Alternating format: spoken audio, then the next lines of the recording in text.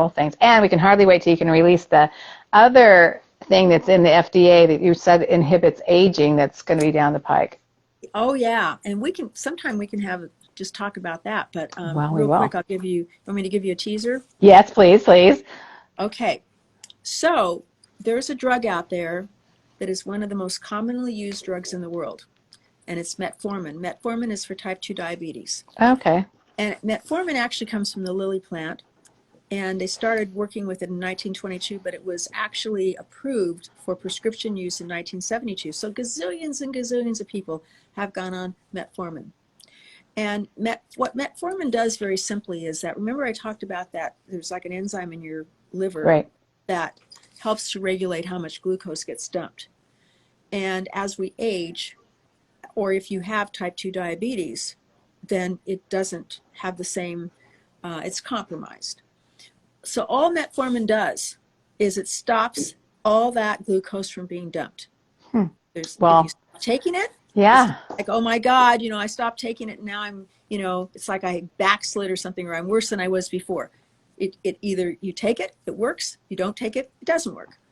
And so metformin, though, what they found is, let's say that you are type 2 diabetic, and let's say you're elderly, and let's say that maybe you're a couch potato and you don't exercise and your diet's really horrible, that you're probably going to live as long as 6 years or more longer than the person who's doing the great diet and the exercise and is very fit. Why is that? Well, it's because metformin appears to assist in turning on sirtuins, which are anti-aging drugs. And how do they do that? Well, this gets very complex, and I sometimes do interviews on anti-aging nutrition and all that. But so metformin triggers a small amount of free radicals into cells. Now, we always hear free radicals are so bad. Well, no, they're not. Your body actually functions better with mild amounts of stress. Now, if I step on a snail, that's really bad stress. They're not going to recover.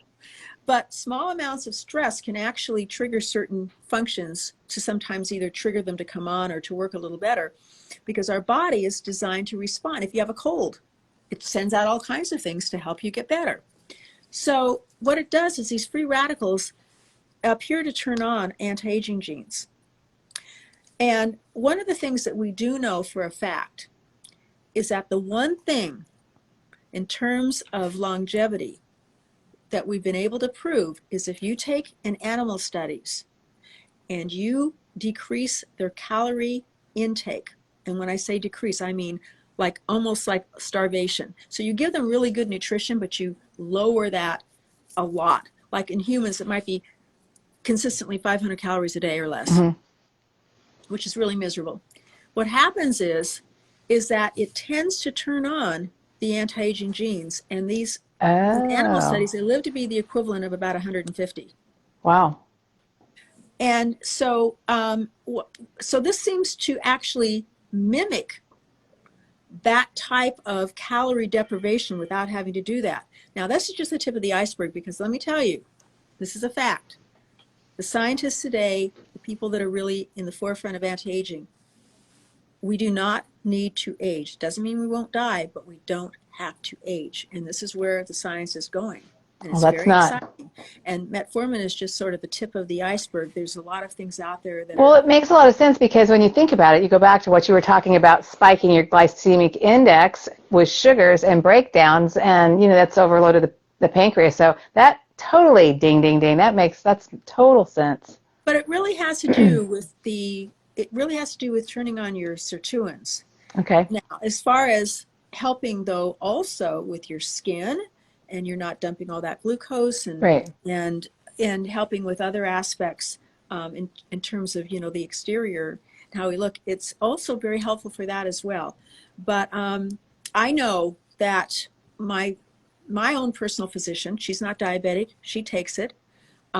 Most of the researchers that I know for a number of years, they're not diabetic, they take it. I take it.